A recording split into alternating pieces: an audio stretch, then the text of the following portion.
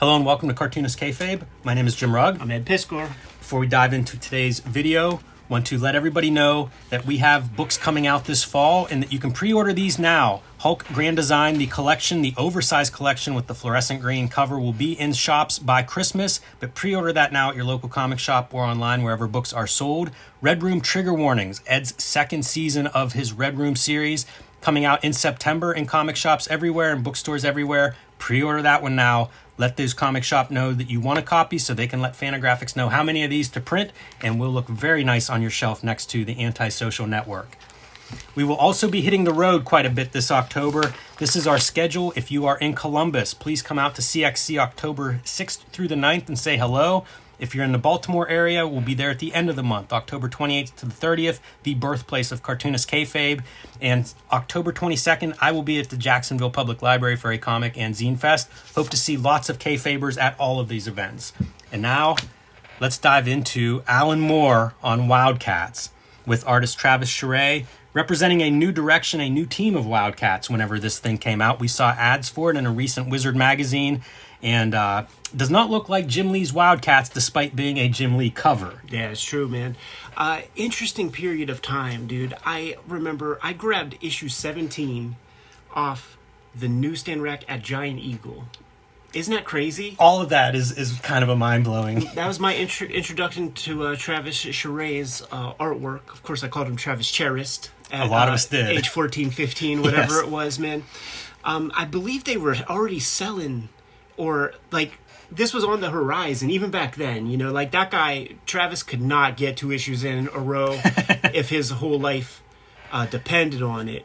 And this is a fun little round of comics to read, man. I loaded up on all the Alan Moore image works, and I've been kind of going through that stuff. He puts in an earnest effort to just try to like make something out of what their raw materials. I never read this back in the day. I'd kind of checked out. I would come back for Travis Charest. I think in WildCATs volume 2 or 3, he starts out drawing like the first several issues, and I liked his art. This is a little bit maybe before his mature period, but it was kind of cool to get into this one because I think Alan Moore is really trying something in here. Yeah. You know, it feels like he is taking this series that didn't have a lot to work with, but had a little bit, some ideas, but also trying to make it a different direction, a different team. And so that's what we see in this first issue is we're going to put together a new team of WildCATs. Yeah, presumably at this stage, the OG WildCATs are dead. That is not the case. They're like on some satellite ship or something like that. So eventually, within an issue or 2, maybe 3 issues, there will be like an A story, a B story. So it'll be this WildCATs is the front story, and it'll have art by like Dave Johnson with Kevin Nolan inking and stuff. Like it's pretty good shit. I think I saw a commenter post that. I recently, part of the reason I'm doing this issue is I recently got hold of a big run of this. Yeah. So I'm eager to kind of like go through them, and I look forward to those issues. Yeah, it's cool. I think the page count is bigger on those issues. So like the first half will be home team, Earth team, and then the back half will be the classic WildCATs. And I guess at some point they schmoz them together and it becomes, holistic or something. But like Alan Moore is absolutely doing something. And I feel like this is a template kind of comic for what becomes like Stormwatch and Authority. It's like, let's go ground zero. Who the fuck knows what happened before this? It's probably like the Chris Claremont stuff or something. Maybe that was even earlier. This feels like a pretty clean slate because I didn't read the issues before this and yet had no problem with, like figuring out what was going on. Although there's some strange stuff where you see September 12th in the caption. Yeah, we're going to jump around, like read those captions and be confused by forward, backward motion. But ultimately, this is the present of this story, and it's taking place in this, I don't know, historical presidential themed restaurant. You have your characters dressing up as such. You and I call it a clean slate, but these florid purple writer guys, they would call it a tabula rasa. How about very moody? We talk about digital coloring as being a big part of that early image. We're a couple years into that digital coloring revolution, and it looks much more polished already than it did those first issues. Absolutely, man. And you see the vibes of like our George Washington guy has like blood and stuff in the rooms where he's operating and shit. So these are unsavory fellas, man. Something's going on. Doesn't it feel kind of like the gravity of her breasts and stuff? Like it feels realistic. It feels like something's mushing underneath the clothes there. There's a good gesture, weight to that pose, and when you look at it, I mean, it's not the most in terms of line weight, like in terms of amount of lines on a page, there isn't that much, but Charest kind of puts them where they're supposed to be. Like that must be what takes the time. Yeah, I always say these guys would show up in, like in the studios, and they would kind of be aping whatever studio it was, Jim Lee, Liefeld, Silvestri, and then they become their own person. And I think Charest's on his way. Like I think this stuff feels pretty distinct from Jim Lee. Absolutely, and it would be kind of this era stuff a little bit later. Huge influence when I was at art school. Yeah, that makes sense. Big time guy that a lot of the students were super enamored with. The people I knew who were into comics were a big fan of his, and like I said, I really liked his stuff too. So I guess I was one of them. Yeah. This is fun. They're auditioning. They're trying to put together this team, and Who do so you we're think seeing this one is. Because this is Savage Dragon. Yeah, right. I don't know. Do you think it's Deathblow? I was thinking Deathblow, but he's It's on a like the next soldier. page, so like I don't think it's Deathblow. But I thought he was the guy at first. I thought he was at a Gestapo type helmet or something. But these are all guys, and this is one. Maybe it's Chapel, but this is like one guy who's not in the Wildstorm universe. Then you have Grunge. Fuji was from Stormwatch. And then these are probably some other Wildstorm dudes, but this one is the one that I'm like, well, who is that? Yeah, and I don't know enough about this. Is Colonel Slayton? Is that the Brett Booth? What's that? The Brett Booth Backlash. character? Backlash. Did he have like a? No clue. I don't know who any of these guys are, but they don't join the team, so not that important. Shouts to Alan Moore for reading that Drek and like doing this. Where if it was a Marvel comic or something, like you'd be like, oh, that's so dope. Like he went to Spider-Man and he went to this person, and it's like he had to actually read Gen 13 comics. It feels like he really tries to pepper in like drop names of different pieces, which is sort of fun for a relatively, 2-3 year old. I don't know if there's dates in the front of this, but it's still like a pretty early 1995. So he's got about 3 years of continuity to kind of sift through and try to bring up names. That's very Jim Lee-ish. Like I feel like Jim Lee drew that. Dude, that's the cover, I think. I think that. Oh yeah, totally. Yeah, that makes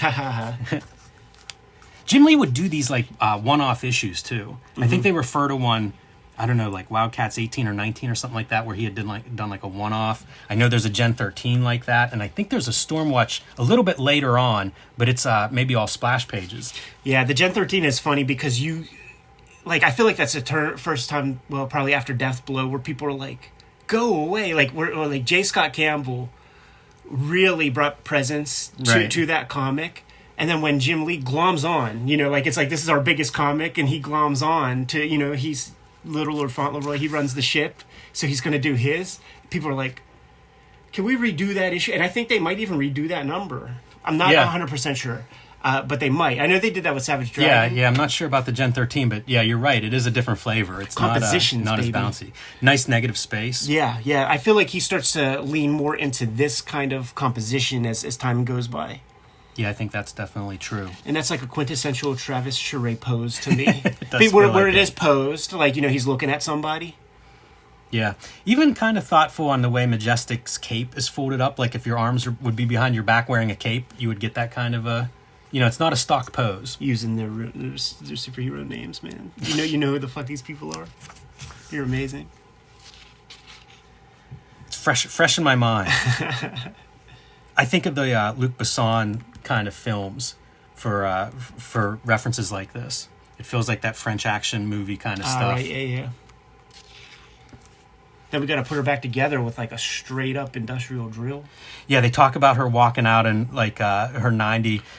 Wearing a $25 million body. She escaped. So did the $75 million body she was wearing. I love that. That's a pretty good line. Yeah. That's Alan Moore having some fun right there, I think. At least it comes off that way to me. It's real butch American talk. I think this is Grifter's brother. I know there's a... Max Cash. Is he Cool Cash, Grifter? I don't know. Wildstorm was my least Where's your nerd favorite. card, Ed? It goes Extreme Studios, McFarlane, Eric Larson, and then like Gen 13. Like I don't even care about any of this Wildstorm shit really. There was stuff like in the early 2000s. I feel like the Wildstorm universe was maybe at its peak, and With they had Lord like Miller and shit. Was he on there? He might have been. With But authority. each of the it might have been right before that, but each of the teams had like a real distinct identity. Where like Stormwatch was, I think, maybe all regular humans and were basically there to like keep an eye on superhumans, stuff like that. You know, WildCATs was like this corporate team. There was a government team. There were all these. They were real distinct and had a big crossover. And then there was like controversy because the writer of one or two of the books, I think he had lied about military service and kind of got kicked out, and it just all kind of crumbled. You know, they had been building this thing that was really neat where it was like, oh, okay, these teams are distinct and now they're going to fight. And it felt like a wrestling build. And then it just didn't really go anywhere. But Yeah, that's the thing. All this stuff falls apart. Like all this Alan Moore. yeah, I wondered. Like, image I don't know shit. that this is resolved. Yeah, all the Alan Moore image stuff. It kind of like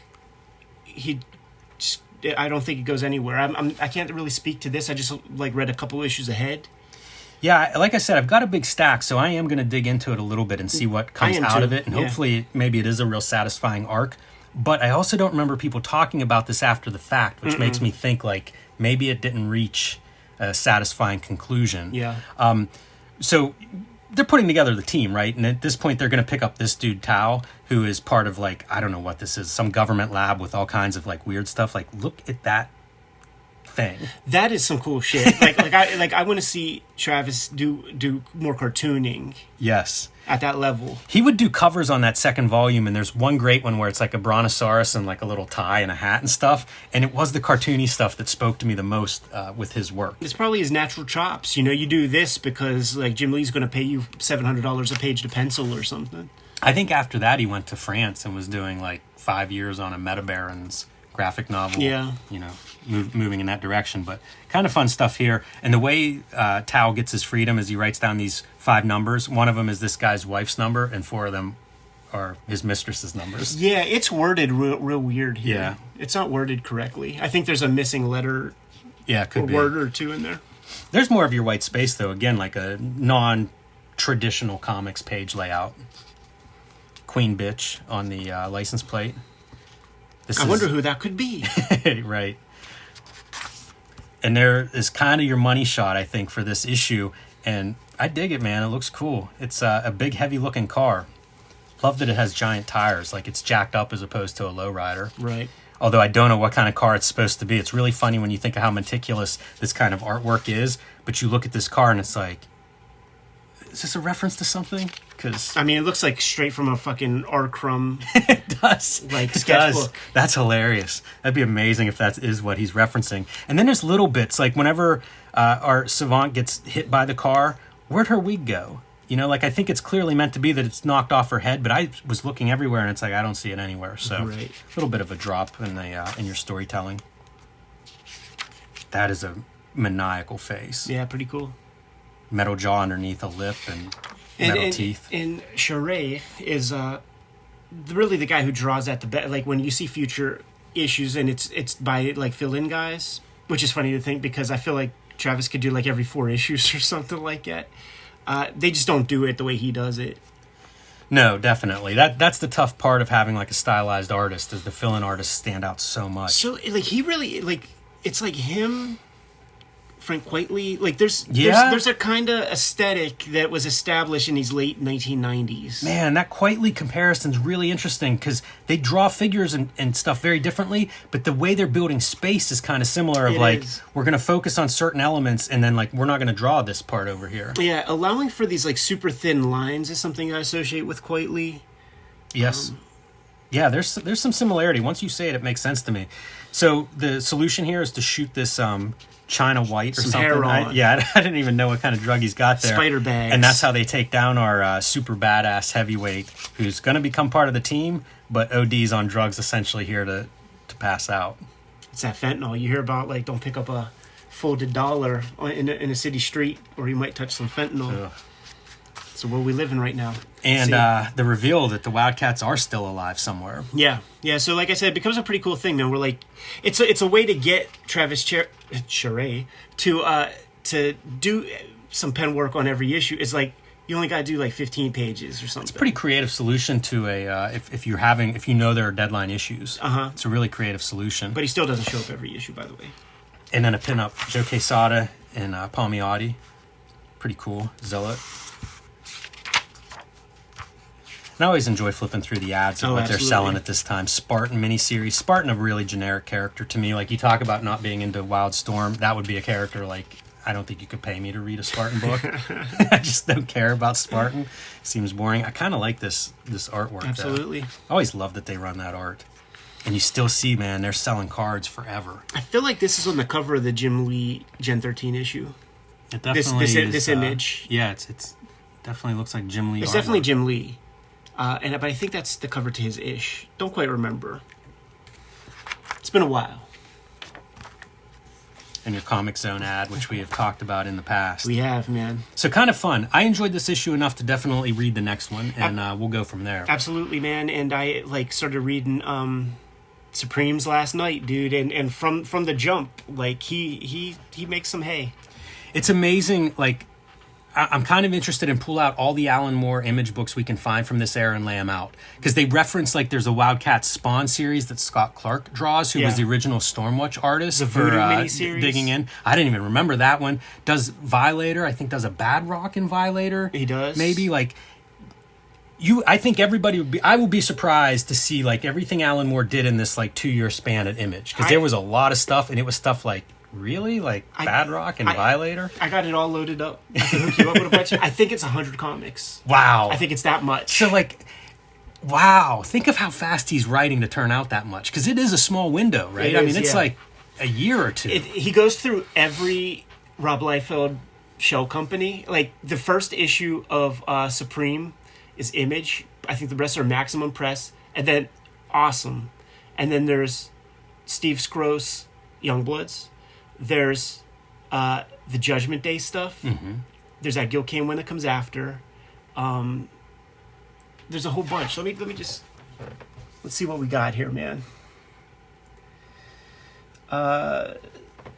Death Blow, By Blows, Fire from Heaven, Glory Comics, Judgment Day, some Shadowhawk. I didn't realize he was doing Shadowhawk. So he's done work for Jim Lee, Rob Liefeld, Jim Valentino, Todd McFarlane. Spawn WildCATs, Violator miniseries, Violator Bad Rock, Supreme stuff, Voodoo. Yeah, Voodoo's one that I had forgotten about. Awesome Adventures, Youngblood.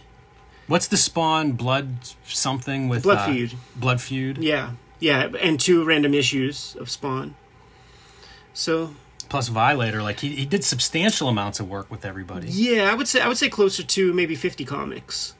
That's still a lot because it is a pretty small window time-wise. Yeah, and what's cool is with the shit that I have, dude, I got the plots. Like, you remember when Rob was like, I got the plots for what he did. Like so do I.